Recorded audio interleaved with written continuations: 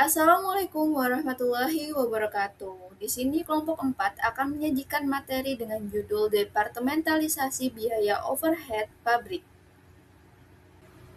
Nah, sebelum memasuki materi, izinkan saya memperkenalkan anggota kelompok 4. Yang pertama yaitu Hanum Dwi dengan NPM akhir 368, kemudian Merlinda Putria dengan NPM akhir 371, kemudian Dinda Naila dengan NPM akhir 380, kemudian Ahmada Aulia dengan NPM akhir 402, kemudian Herlinda Amelia dengan NPM akhir 045. Kemudian Muhammad Rafi dengan NPM akhir 101, dan yang terakhir yaitu Octavia Yuke dengan NPM akhir 061. Baiklah, saya akan menjelaskan mengenai konsep dasar departementalisasi biaya. Pengertiannya itu apa? Pengertiannya adalah proses pengumpulan dan juga pengelompokan biaya berdasarkan departemen atau pusat tanggung jawab sebelum dialokasikan ke produk atau jasa. Nah, setiap departemen diperlakukan sebagai pusat biaya atau cost center untuk memudahkan pengendalian dan juga pembayaran biaya secara sistematis. Selanjutnya adalah tujuan dari departementalisasi biaya.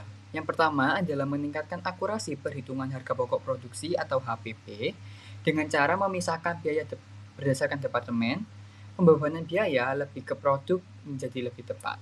Yang kedua adalah memudahkan pengendalian biaya. Manajer dapat mudah mengevaluasi efisiensi masing-masing departemen.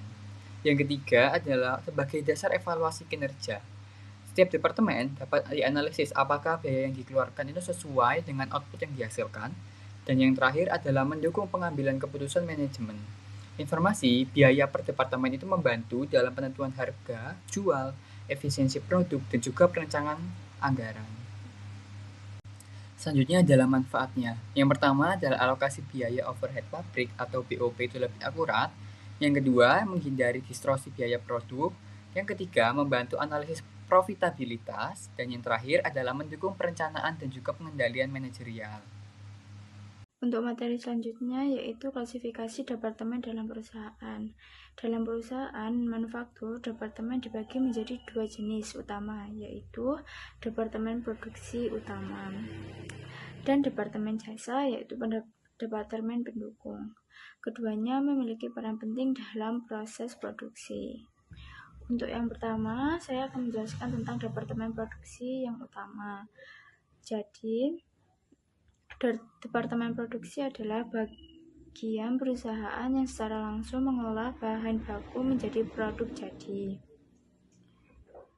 Departemen ini memiliki beberapa ciri-ciri, antara lain yaitu berhubungan langsung dengan proses pembuatan produk, menggunakan bahan baku, tenaga kerja langsung, dan mesin produksi, dan menghasilkan barang yang siap dijual. Contohnya seperti Departemen Perakitan, Departemen Pemotongan, dan Departemen Pengepakan. Peran dalam proses produksi yaitu mengubah bahan mentah menjadi produksi jadi, menentukan kualitas produk, dan menentukan jumlah produksi. Untuk selanjutnya, saya akan menjelaskan tentang Departemen Jasa atau Departemen Pendukung. Departemen jasa adalah bagian perusahaan yang tidak memproduksi barang secara langsung, tetapi memberikan layanan untuk mendukung kelancaran produksi. Departemen ini memiliki ciri-ciri antara lain tidak menghasilkan produk jadi, memberikan bantuan kepada departemen produksi, biayanya disebut biaya tidak langsung atau biaya overhead.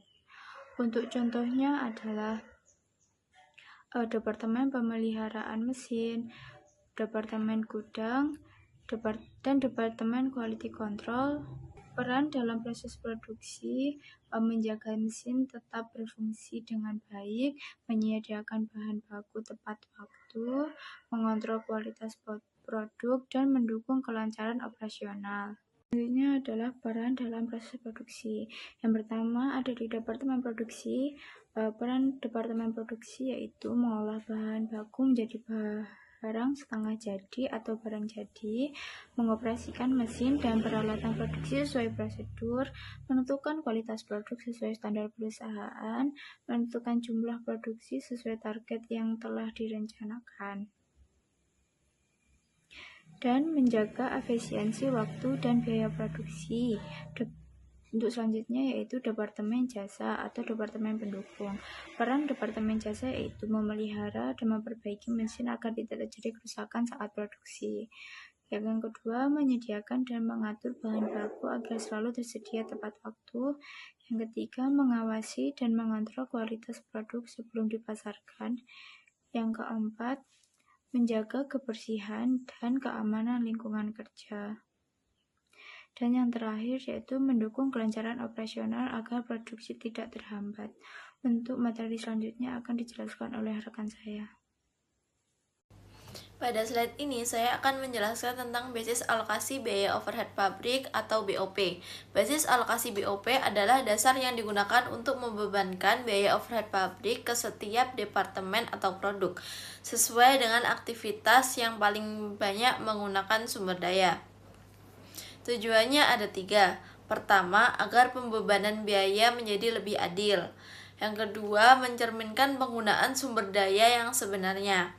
Dan yang ketiga, menghasilkan perhitungan harga pokok produk yang lebih akurat. Dengan memilih basis alokasi yang tepat, perusahaan bisa mengetahui biaya produksi secara lebih realistis. Selanjutnya adalah jenis-jenis basis alokasi BOP yang umum digunakan. Pertama, jam mesin. Basis ini cocok jika proses produksi banyak menggunakan mesin. Kedua, jam tenaga kerja langsung yang digunakan pada produksi padat karya. Ketiga, biaya tenaga kerja langsung jika overhead berhubungan erat dengan tenaga kerja. Dan keempat, jumlah unit produksi yang cocok jika produk yang dihasilkan sejenis atau homogen. Pemilihan basis ini harus disesuaikan dengan karakteristik proses produksi perusahaan. Selain itu, ada juga basis alokasi lain yang bisa digunakan, misalnya luas lantai pabrik untuk biaya sewa, listrik, dan perawatan gedung, jumlah karyawan untuk biaya fasilitas umum, serta jam kerja departemen untuk biaya utilitas dan pengawasan. Dalam memilih basis alokasi, ada beberapa pertimbangan. Pertama, harus sesuai dengan aktivitas utama departemen. Kedua, mudah diukur dan datanya tersedia. Dan yang ketiga, mau mencerminkan konsumsi overhead secara nyata. Dengan pertimbangan ini, alokasi biaya overhead akan lebih tepat dan mendukung pengambilan keputusan manajemen. Nah, selanjutnya saya akan menjelaskan tentang metode alokasi langsung atau biasa disebut direct method. Nah, metode alokasi langsung ini adalah metode pengalokasian biaya overhead pabrik dari Departemen Jasa langsung ke Departemen Produksi tanpa memperhitungkan jasa antar Departemen Jasa. Metode ini memiliki karakteristik sederhana dan mudah diterapkan, tidak memperhitungkan hubungan timbal balik antar Departemen Jasa, dan cocok untuk struktur organisasi yang tidak kompleks. Langkah-langkahnya adalah yang pertama, tentukan total biaya Departemen Jasa. Yang kedua, tentukan dasar alokasinya dari jam kerja, luas area, ataupun yang lain-lain. Yang ketiga, hitung proporsi alokasi. Yang keempat adalah alokasikan hanya ke Departemen Produksi. Berikut adalah contoh perhitungan metode alokasi langsung atau direct method. Nah, data contohnya adalah J1 sama dengan 40 juta dan J2 adalah 60 juta. Nah, proporsi alokasinya adalah P1 terhadap J1 sama dengan 60%, P1 terhadap J2 adalah 50%, dan P2 terhadap J1 40%, dan P2 terhadap J2 adalah 50%. Nah, cara perhitungannya sendiri adalah kita kan udah tahu nih J1-nya adalah 40 juta. Nah, cara mencari P1-nya adalah P1 terhadap J1 kan 60% nih, dikalikan saja dengan 40 juta dan dihasilkan 24 juta. Nah, untuk P2-nya sendiri, P2 terhadap J1 adalah 40%, jadi 40% dikali 40 juta dan dihasilkan 16 juta. Nah, untuk J2 datanya adalah 60 juta. Jadi, untuk perhitungan P1-nya, P1 terhadap J2 adalah 50%. Jadi, 50% dikali 60 juta sama dengan 30 juta. Nah, untuk P2-nya, P2 terhadap J2 adalah 50%. Jadi, 50% dikali 60 juta sama dengan 30 juta. Nah, jurnal alokasinya sendiri adalah Departemen Produksi P1 dan Departemen Produksi P2 terhadap Departemen Jasa J1 dan Departemen Jasa J2. X-nya ini diisi apa sih? Nah, X-nya sendiri dalam Departemen Produksi P1 itu diisi dengan 54 juta. 54 juta dari mana? 54 juta ini dihasilkan dari 24 juta ditambah 30 juta sama dengan 54 juta. Nah, untuk B2-nya adalah 46 juta, yakni dari 16 juta ditambah 30 juta. Untuk Departemen Jasa J1-nya adalah 40 juta, dihasilkan dari 24 ditambah 16. Nah, untuk Departemen Jasa J2-nya adalah 60 juta, yakni 30 ditambah 30 juta. Jadi dihasilkan adalah 60 juta. Jadi total debit dan kredit sama-sama 100 juta. Selanjutnya, metode alokasi bertahap atau step down method. Apa sih metode alokasi bertahap itu?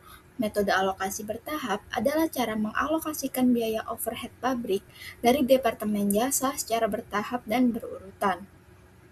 Alokasi dimulai dari departemen jasa yang paling banyak memberikan layanan. Kemudian, biayanya dibagikan ke departemen jasa lain dan ke departemen produksi. Setelah suatu departemen jasa selesai dialokasikan, departemen tersebut tidak lagi menerima alokasi biaya dari departemen jasa berikutnya. Metode ini memberikan hasil yang lebih mendekati kondisi sebenarnya dibanding metode langsung, meskipun belum sepenuhnya memperhitungkan hubungan jasa timbal balik.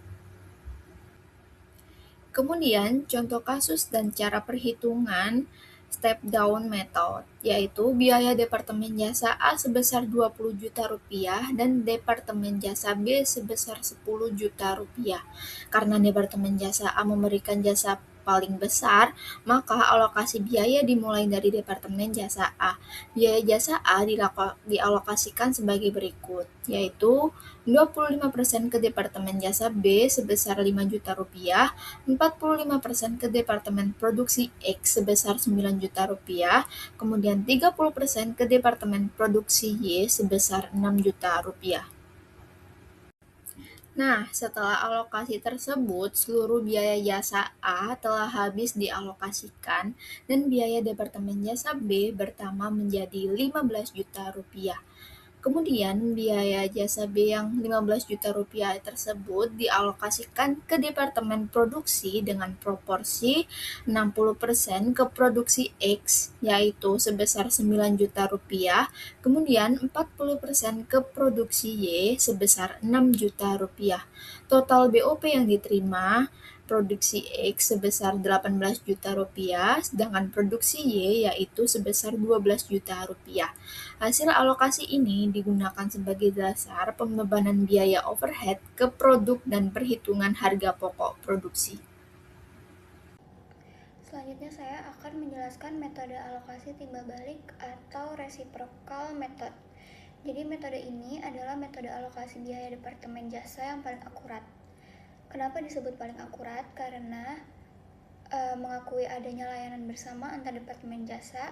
Yang kedua, tidak mengabaikan hubungan dua arah. Yang ketiga, menghasilkan total biaya yang lebih tepat sebelum dialokasikan ke departemen produksi. Cara menghitung reciprocal method menggunakan metode persamaan aljabar. Jadi langkah-langkahnya, misalkan total biaya masing-masing departemen jasa sebagai variabel. Yang kedua, buat persamaan berdasarkan persentase layanan antar departemen.